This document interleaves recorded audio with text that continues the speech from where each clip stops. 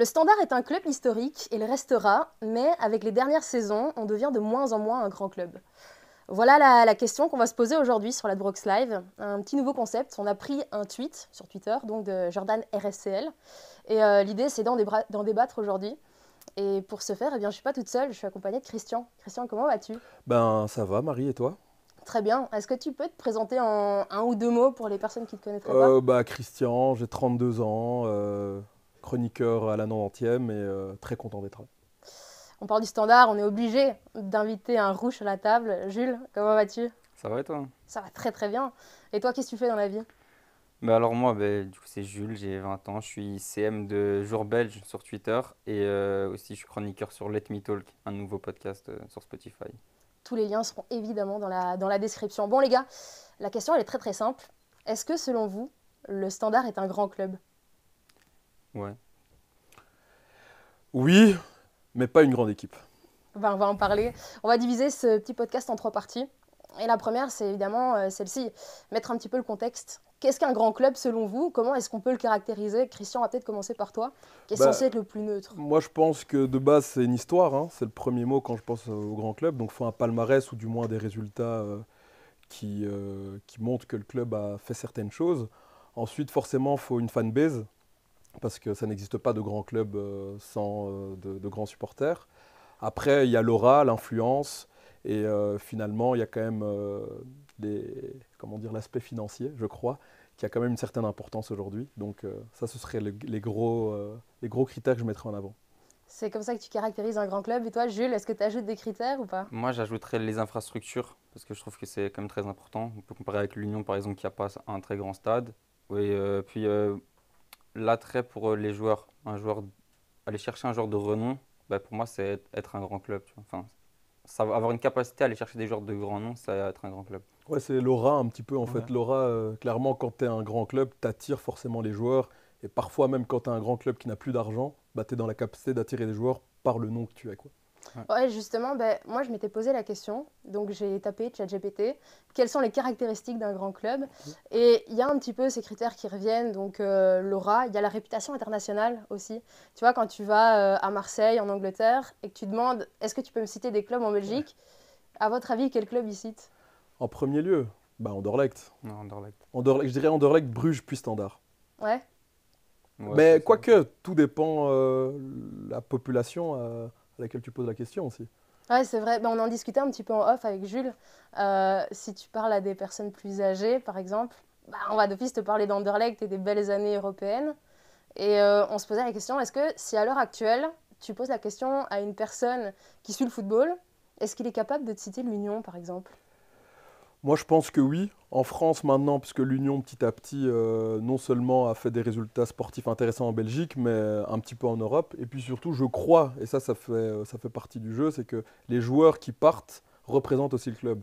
Et quand tu vois tous les joueurs de l'Union qui sont partis, bah, tu peux prendre Boniface, Thomas, Undav, bah, ils vont un petit peu partout en Europe et ça fonctionne bien. Donc moi, je crois que ça permet aussi, enfin, ça permet également de faire rayonner le club, quoi. Et par contre, au niveau du standard, je ne sais pas si vous avez déjà eu l'occasion de. Enfin, ces dernières années, en tout cas, je ne sais pas s'il y a eu des ventes intéressantes. De tête comme ça, il y a Al-Daki, le final qui finit à Burnley, si tu C'était compares combien? avec... C'était 5 millions, c'est ça? Non, il part à Saint-Tron d'abord, et Ouais. puis il y a le Saint-Tron Burnley, mais sinon des joueurs qu'on a formés récemment, à part Al-Daki, j'en Bah, vois... Raskin, peut-être aux Rangers, Ouais, Ouais, mais non, c'est limité, quoi. mais on peut y revenir peut-être, mais je trouve que c'est là où on voit que ce n'est plus un grand club, c'est que ça ne sait même plus vendre de joueurs. Or que tu regardes les six gros, donc Anderlecht, Bruges, Gand, Genk, l'Union et même Anvers, ils ont comment dire, cette posture internationale qui leur permet de vendre des joueurs à un certain prix. Or que le standard, tu as donné l'exemple de. C'était qui? Bon, Raskin, il restait Aldakil. plus que 6 mois. Aldakil, mais c'était via Saint-Tron. Mais je crois que la dernière grosse vente, c'était qui? Genepo ou Marine, hein, c'est ça? ouais, Marine, 10 millions. Et un c'est peu le plus, je record? pense. Ouais, c'est Ouais. 12. Enfin bref, Ouais. tout ça pour dire que moi, je pense que ça fait partie aussi de la légende d'un club, enfin en tout cas d'un club belge, le fait de savoir vendre ses joueurs. Mais ça, c'est plus l'aspect financier pour moi qui fait qu'on vend plus vraiment, parce que maintenant, dès qu'on a un bon joueur, on va devoir le vendre, parce qu'on n'a pas forcément l'argent, enfin, on a besoin d'argent, donc on ne peut pas forcément le garder. Mais Et l'Union n'a pas forcément cette situation-là. Et puis, les résultats sportifs actuels, ils font que leurs joueurs ont une valeur marchande. les nôtres pas, c'est pas forcément lié au mot grand club. C'est plus lié à la grande équipe, alors, Ouais, je suis pour d'accord moi. avec toi. Je suis d'accord. Alors dans ce débat, on va beaucoup jouer sur les mots, hein, parce que bah, tu l'as dit, grande équipe, grand club, il y a aussi club historique. Là par exemple, tous les critères que vous me donniez, c'est des critères assez historiques, le palmarès, les supporters, l'aura. Et quand je demande à ChatGPT, bah, ils ajoutent quand même quelques petits critères. C'est les finances, ça t'en a parlé, cette capacité à s'acheter entre guillemets n'importe quel joueur. Je pense que ça doit rester proportionnel au Bien championnat, sûr. évidemment. Mais il y a surtout la consistance et la régularité, la dynamique de l'équipe ces derniers mois, années. Et là, je pense que c'est peut-être le sujet qui va faire le plus débat dans la prochaine partie. Je te laisse enchaîner. Bah, niveau régularité, tu l'as dit, il n'y a pas plus régulier que le Standard. En soi, on n'est jamais descendu. Donc puis voilà, ça suffit à clore Non, le débat, mais hein. regarde les 3 dernières saisons, soyons sérieux. Ouais. L'année passée, non, cette année, vous terminez 10e. Je me Mhm. permets de dire vous, étant donné que tu es Ouais, oui, tu supporter. peux. L'année d'avant, 6e, et j'ai l'impression que c'était un exploit. Tout le monde a fêté ça comme s'il y avait une accession à une Coupe d'Europe, or que je trouve que 6e pour le Standard, c'est normal. Après, évidemment, au vu de l'historique, je peux comprendre qu'une 6e place, c'était plutôt pas mal, pardon. Et l'année d'avant, 14e place. Mhm. Enfin, je veux dire, c'est une moyenne. Aujourd'hui, honnêtement, et je le dis sans narguer, c'est qu'en début de saison, je pensais que Charleroi allait terminer avant le Standard. Pour montrer à quel point le club, l'équipe, ne ressemble, je trouve en tout cas, plus du tout à une grande équipe. Ah non, une grande équipe, ça je suis d'accord avec toi, on Ok. ressemble plus du tout à une grande Mais équipe, hein. est-ce que tu penses que vous serez dans la capacité d'attirer des joueurs intéressants? Mais je pense que Harkin, il a des contacts, donc on va pouvoir aller chercher des joueurs intéressants. Après, le problème, il sera toujours le même, c'est on va aller le chercher quand, à quel moment du mercato. Est-ce que la saison aura déjà commencé, oui ou non? Parce que pour moi, c'est le plus gros problème, c'est que cette saison, bon, on a été chercher les joueurs intéressants à 3 jours de la fin du mercato, donc il y avait déjà 6 matchs. Je ne sais plus c'était quoi le bilan comptable à ce moment-là, mais il était très faible. Et donc c'est presque déjà trop tard parce que tu es déjà dans une mauvaise dynamique et puis voilà, ça s'enchaîne et au final ça finit mal. Et après pour revenir sur ton côté de l'année passée je pense que c'était surtout un fait qu'il y avait un espoir derrière Deyla et ce projet qu'avait apporté Harkin et 777. Il y a eu de l'espoir et c'est ça qui a fait qu'on a un peu fêté, on va dire, sur cette 6e place, même si on est d'accord que c'est pas une place à laquelle le Standard doit figurer, mais c'est une place Mais, qui donne enfin, de l'espoir. moi, ce qui m'a beaucoup marqué, justement, c'est que on parle de résultats sportifs, mais je pense qu'il est important également en Belgique, et faut pas se mentir, les grands clubs belges sont obligés de faire ça, c'est qu'il y a une gestion financière. Mhm. Et tu as dit un truc très intéressant, à partir du moment où tu vends tes joueurs après une saison, tu gagnes pas énormément dessus. Tu vois, Mhm. le fait d'avoir vendu Siquet, c'était quoi? C'est 3 4 millions? J'ai plus les C'est chiffres. plus ou moins ça, C'est 6, c'est je pas pense, assez. mais... Moi, je pense que il faut que le Standard prenne l'exemple de clubs comme Bruges, comme Anderlecht, voire même comme Gand. Bon, peut-être pas Gand cette année vu ce qu'ils ont fait, mais d'essayer de faire monter la valeur du joueur et de le vendre au meilleur moment. Et j'ai l'impression que, vu que la gestion financière n'est pas bonne, en fait, on se retrouve dans une situation où le Standard veut vendre rapidement pour faire en sorte de rester dans les clous du fair play financier, ou du moins Mhm. de ce qui est des commissions des licences. Et donc, j'ai l'impression qu'à chaque fois, ils sont un ton en retard. Après, tu as dit un truc intéressant, cette année, ce sera la première fois que Harkin pourra travailler main à main avec un coach dès le début de la saison. Et peut-être Normalement. que ça pourra lui permettre de trouver des solutions pour la suite. On en reparlera plus tard de tout ça. Ok. Juste, j'aimerais bien faire la distinction entre un grand club et une grande équipe, selon vous, pour vraiment qu'on soit sûr de tous Ok. parler de la même chose. Pour moi, c'est les ambitions, clair. Les objectifs. Ça veut dire que quand tu es une grande équipe, ou tu peux être un grand club et ne pas avoir d'ambition. Ça veut dire quoi? C'est grand club, tu as une histoire, mais tu sais qu'au jour, enfin, au jour J, tu n'es pas dans la capacité de faire quelque chose parce que tu n'as pas de finances, tu n'as pas d'équipe. Or qu'une grande équipe, dès le début de saison, on sait qu'elle vise quelque chose de concret. Et c'est pour cette raison que le Standard est un grand club, mais pas une grande équipe. Ils n'ont pas d'objectif concret parce qu'ils ne savent pas vers où ils peuvent aller, quoi. Euh, Question, est-ce que une grande équipe peut ne pas être un grand club? Bien sûr. Ok. Jules, Moi, différence entre je grande suis équipe et grand club? totalement d'accord avec lui. J'ai un peu les mêmes critères que lui. C'est la grande équipe, c'est sur l'instant présent, on va dire, et le grand club, c'est sur le côté histoire et le passé. avec un peu de présence aussi, mais il y a comme ce côté plus historique. Allez, je sens que vous voulez rentrer dedans, rentrer dans le débat. Est-ce que le Standard est un grand club? Pour toi, Jules, tu me disais oui. Je te dis toujours oui. Pourquoi? Ben, parce que on a les meilleurs supporters de Belgique déjà, Ça, c'est c'est un vrai. premier point. On a des infrastructures qui sont toujours au niveau pour le championnat belge, que ce soit le stade ou l'académie ou n'importe quoi. On a un, un attrait médiatique. Par exemple, parler du Standard, ça va toujours faire plus de vues, de likes, de clics que parler de... bah, même l'Union, je pense actuellement, on fait encore plus de clics qu'eux. Et je pense que c'est Plus pour plutôt... longtemps. Non, C'est lié aux supporters, au final, les clics. Oui, ouais, c'est une des raisons principales pour moi, les supporters. Et du coup, tu mets le côté financier, la dynamique du club, l'attrait des joueurs. Est-ce que, par exemple, si un joueur a la possibilité d'aller à l'Union ou au Standard, est-ce qu'il ne va pas choisir l'Union pour le même salaire? Ben là, c'est parce qu'il y a le côté où l'Union est européen. Mais si on enlève le fait que les joueurs sont européens, pour le même salaire, je pense que le joueur, il y a quand même débat dans sa tête, hein. Il Ah peut aller ouais? au Standard. Moi, je pense justement qu'aujourd'hui, je dis bien, parce que on sort de l'aspect historique, c'est qu'aujourd'hui, surtout même, tu regardes les joueurs quand ils arrivent dans une équipe, euh, je vais plutôt dire les joueurs étrangers hein, qui ne connaissent pas très très bien le championnat, euh, ils ont cette mémoire qui est courte maintenant, dans le milieu du foot, c'est comme ça, où ils se diront, ben, je vais aller dans un club qui m'a l'air bien structuré, qui a des idées claires et des objectifs. Par contre, aller au Standard aujourd'hui, on ne sait pas trop où ils vont. Euh, je sais pas, est-ce que tu penses que c'est possible que dans un laps de temps assez court, ils puissent jouer l'Europe? Ben, regarde Anderlecht. L'année passée, ils font 11e. Ils peuvent être champions cette Non, mais année. ils ont fait une saison où ils ont terminé 11e. Ils ont quand même fait plusieurs saisons bien en dessous des standards d'Anderlecht, hein. Mais je pense que enfin, ce qui est, je pense, différent, c'est qu'Anderlecht, malgré qu'ils étaient mauvais dans les résultats, ils avaient encore financièrement les reins solides pour donner des contrats assez élevés.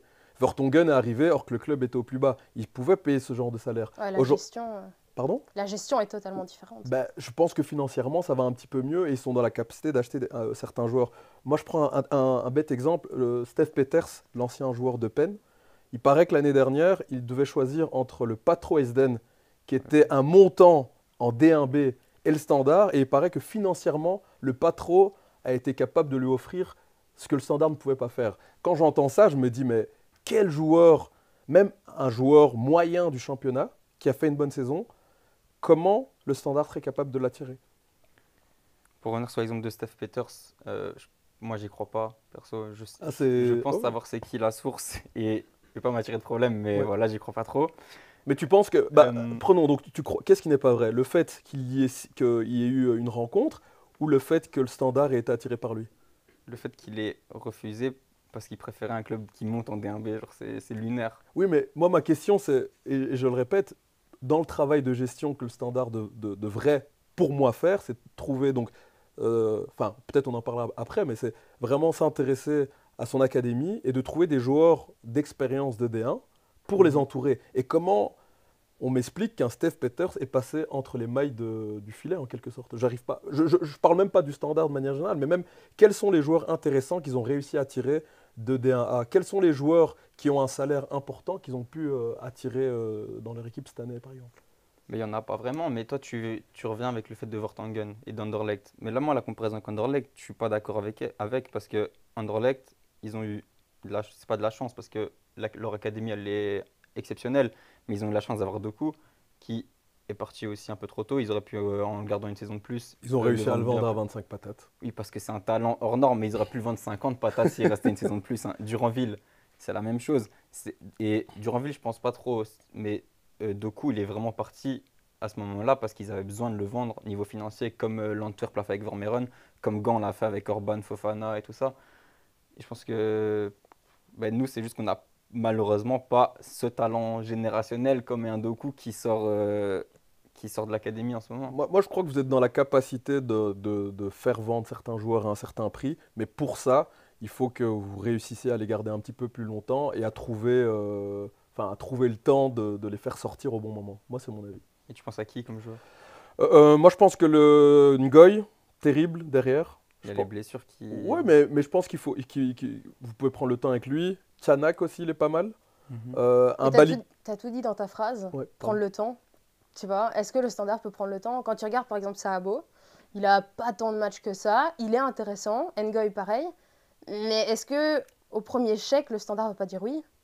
Mais Comme ça a été le cas d'un Siquet, tu vois, ou même on les pousse vers la sortie en disant bah on peut pas être la vitrine, donc vas-y pars, parce qu'on a besoin d'argent. je pense que la question, enfin, rien qu'avec ta question, tu y as répondu en fait. C'est qu'à partir du moment où tu ne laisses pas le temps à ces joueurs-là, tu les vends rapidement à des petits prix et avec ça, tu ne fais pas de marge. Après, moi, ma question, et c'est ce que je me pose depuis quelques temps, c'est concrètement, qu'est-ce que Triple Seven compte, enfin, en quoi ils vont investir? J'ai entendu qu'ils ont investi 40 millions en peu de temps, Mhm. mais ils sont où ces 40 millions? Bah, c'était plus pour enlever les dettes, Ouais, il y a Ok, un c'est trou, j'ai hein. ça. vu, mais bon. Et je vois que, mais après, j'ai vu un montage qui a été fait où ils ont mis 10 millions dans les caisses euh, par rapport à la commission. Et finalement, ils les ont Ouais, il les réenlevés par la retire. suite. Ouais, Mais moi, rien que ça, en fait, c'est là où je me dis que j'ai du mal à avoir confiance pour la suite. Parce que tu as parlé de temps, Marie, mais j'ai l'impression qu'au-delà du temps, c'est qu'ils ne cherchent même pas à investir beaucoup plus. Et si on n'investit pas un minimum pour récupérer quelque chose, ça va être compliqué, quoi. mais je pense que là, ils sont en train d'essayer de se faire un réseau dans le foot totalement. Et du coup, pour le moment, le standard, c'est pas leur priorité, malheureusement. Là, on parle de 7 à Everton. Je sais pas trop où ça en est, j'ai pas suivi, mais ils veulent avoir un club à peu près dans tous les championnats, enfin tous les grands championnats et le subtop des championnats. Je pense que donc pour le moment, c'est pas la priorité le standard, malheureusement. Mais moi, je pense que enfin, beaucoup de personnes pensent que la multipropriété est forcément un échec. Moi, pas du tout. Je suis plutôt dans l'idée de croire que tu peux faire du bon travail avec une multipropriété. Mais je prends l'exemple, je sais pas, Brighton et Et l'Union, l'Union. ça s'est super bien passé. OHL et Leicester, c'était plutôt pas mal. Mais j'ai l'impression, que, comme tu dis, Triple Seven, ils ont toujours pas trouvé euh, leur rythme de croisière. Et tant qu'ils ne le trouveront pas, en fait, ça va être compliqué de mettre en place quelque chose. Ouais, mais il y a aussi des problèmes juridiques et tout ça va avec Enfin, je suis pas tout. Je t'avoue que ce côté de nos dirigeants, en fait, dans tous les cas, c'est compliqué, donc je m'y intéresse pas plus que ça. Je me dis, on verra où ça mène et voilà. Toi Christian, donc tu dis quand même que le Standard c'est un grand club, parce qu'on dirait pas dans ton discours. En fait, c'est que ça reste un grand club pour le poids historique, forcément. Pour le fait que c'est quand même le premier club wallon. Je pense que c'est important, surtout qu'il y en a plus, enfin, il y en a plus que deux. Enfin, bientôt, non, il y en a trois, mais il y en aura peut-être plus que deux l'année Ouais, prochaine. si Liège monte pas, je pense que il y en Ça aura que dépend si deux. tu mets Eupen dedans Bah, déjà. mais je vois Eupen descendre, c'est pour ça que je me suis permis de dire ça. Mais bref, il n'y a plus beaucoup de clubs wallons et c'est le premier club wallon. C'est des supporters incroyables, hein, disons-le clairement. Je pense qu'avec Bruges, ce sont les meilleurs de Belgique. Donc oui, Bruges, ah ok, pardon. Mais il y a une certaine effervescence en fait au sein de ce club. Mais à partir du moment où la gestion est catastrophique et qu'il n'y a rien qui est mis en place, voilà, je reste sur le fait que grand club, petite équipe. Et on va où pour le futur? Parce qu'en fait, vous avez beaucoup parlé de 7-7-7, et on parlait de petite équipe, grande équipe, des ambitions au final d'une équipe. Et on va où pour la saison prochaine? On parlait d'Ivan Leko. Est-ce que même lui, c'est une certitude pour l'année prochaine? Hmm, Moi, je pense que oui. Et comme j'ai dit, le fait que Harkin ait l'occasion enfin d'avoir le temps de préparer son équipe avec son staff, je pense que ça va être quelque chose d'intéressant. Et je tiens à dire qu'il y a beaucoup de grands clubs qui ont eu des moments de secousse où ils ont eu un creux. Et moi, si je pouvais donner un exemple, enfin, si je pouvais mettre en avant un club, c'est par exemple le Milan AC. Après Berlusconi, il y a eu trois rachats. Il y a eu des Chinois, le fonds Elliott et ensuite le fonds Redbird. Et ils se sont structurés en mettant en place une très belle direction sportive. Et ils ont déniché un talent qui est Geoffrey Mancada, qui est un recruteur spécialisé pour les bons et jeunes joueurs. Et depuis lors, ils ont réussi à prendre un titre de champion d'Italie. Donc moi, je crois que si Harkin réussit à trouver la bonne recette, donc avec d'un côté l'académie, se baser énormément sur l'académie et y investir, ajouter des joueurs d'expérience de Jupiler Pro League. Je peux en donner deux comme ça, un Koita, un Mathieu Martens par exemple, mais je ne sais pas si financièrement ils sont dans la capacité Mais d'investir. même, moi je trouve qu'un Koita, c'est un pas en arrière hein, d'aller au Standard. Bonne question. Ça, je trouve que je peux pas te donner tort parce que, soyons Non. sérieux, aujourd'hui, lui de son côté, il vient de faire une saison à près de 20 buts. Je, je suppose qu'il y a peut-être des clubs comme, je sais pas, un Gand ou un Anvers qui seraient prêts à mettre Ouais, ou quelque même chose. des clubs du milieu de tableau en Bundes Ouais. ou des trucs comme ça, tu vois. Je t'avoue, tu vois, tu trouves pas ça inquiétant justement que même pour un joueur comme Koita qui joue à Saint-Tron, on se dise, ouf, aller au Standard, c'est difficile. Mais pas un de Saint-Tron, je le vois aller au standard, tu vois. Genre un Delorge, un Smets, Ouais. tu vois, tous ces joueurs qui ont un petit peu brillé cette saison. Il n'y en a pas un où je me dis, il va se dire, oh, je vais aller au standard parce que bonne vitrine, etc., tu vois.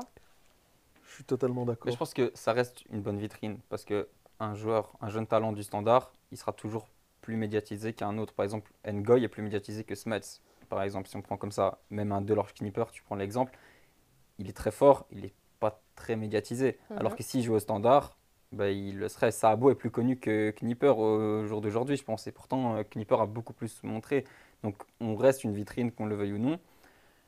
Après, est-ce que c'est un bon environnement pour les joueurs, les jeunes joueurs comme eux? Ça, non. Mais bon, Mais c'est un mauvais environnement parce qu'ils ne sont pas bien accompagnés. C'est comme le projet de compagnie quand il arrive en Anderlecht. Au départ, je crois que lorsqu'il y avait que des jeunes sur le terrain, c'était compliqué. Maintenant qu'ils ont compris la bonne formule en achetant des joueurs d'expérience pour les accompagner, on voit la différence. Et enfin, ils jouent le titre, or que l'année dernière, comme tu dis, ils étaient 11e. Et c'est là que le bas blesse au Standard, hein, c'est que actuellement, je ne vois aucun joueur d'expérience de haut niveau, enfin de bon niveau en tout cas en Belgique, qui accompagne cette jeunesse liégeoise. mais là, tu reviens aussi sur le débat de prendre du temps. Parce qu'Anderlecht, certes, maintenant, il y a des joueurs, bah, des Danois d'expérience, mais il y a aussi que les Sardella, les Struycken, tout ça, en fait, c'est des jeunes expérimentés. Sardella, ça fait 5 saisons, je pense qu'il est en Division 1. Struycken, ça doit en faire 3. Ben, Léonie, l'air de rien, il en a des saisons Ouais. en groupe réserve. Ils ont qui d'autre? Non, Verskaren, ça ouais, fait longtemps. Enfin, tu vois, il y en a de Bast. Ils en ont tous, ils ont pris du temps avec ces joueurs. Nous, nos jeunes, ben, Nubi, c'est sa deuxième saison où il fait le groupe jeune et A. Tianak, c'est la même chose, il me semble. Et là, ils vont lancer Epolo normalement. Et puis voilà, pour ça, il n'y a pas des joueurs qui, ça fait 3 4 ans, qui sont là, qui côtoient le groupe pro, qui jouent, qui montent de temps en temps. C'est différent, je pense. Bah, répondez-nous dans les commentaires, hein. Est-ce que vous pensez que le Standard est un grand club? Et surtout, abonnez-vous, likez, etc. Vous avez l'habitude. Dernière petite question pour venir clôturer cette vidéo, ce petit podcast. En termes de grand club en Belgique, vous mettez qui devant le Standard? Est-ce que par exemple un club comme l'Union est un plus grand club que le Standard? ouf, sacrée question. Ouf, moi perso, je me permettrais pas de dire oui. C'est une plus grande équipe encore une fois, mais pas un plus grand club, tout simplement parce que voilà le poids de l'histoire récente. Je pense que à ce niveau-là, le Standard est quand même, je veux dire, on a vu nettement plus. Par contre, voilà, pour l'histoire de manière générale, je crois quand même qu'ils ont plus ou moins le même nombre de titres. Franchement, je les mettrais au même niveau. Il y a comme le côté, les titres, il y a, nous, ils sont pas hyper récents, mais ils restent récents. Eux, ils sont vraiment de l'antiquité, quoi, tu vois. Genre, c'est quand même bien différent. Et moi, je reviens encore sur le côté des infrastructures, où à l'Union, ben, que ce soit leur académie, elle reste faible. Elle joue pas dans des championnats U23 et des trucs comme ça. Enfin, avec les U23 et des seniors.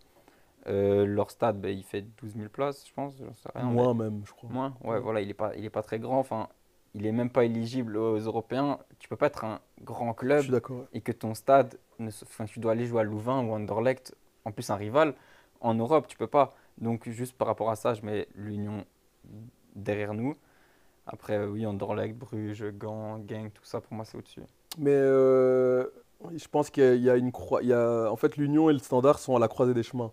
Ouais, J'ai ça, je suis l'impression d'accord. que on se revoit dans 5 ans. Si l'Union continue sa marche en avant, ils auront le stade, à mon avis. Ils auront une académie. Ils auront un titre Ils récent. auront un titre, à mon avis. Et là, on arrivera au fait que voilà, ils auront plus de titres en Belgique que le Standard. Et voilà, donc attendons de voir ce que Fergal Harkin va faire pour voir si oui ou non l'Union dépassera le Standard. On verra. Bah J'espère que non. écoutez, merci beaucoup les gars. Christian, on te retrouve où du coup? 90e comme d'habitude.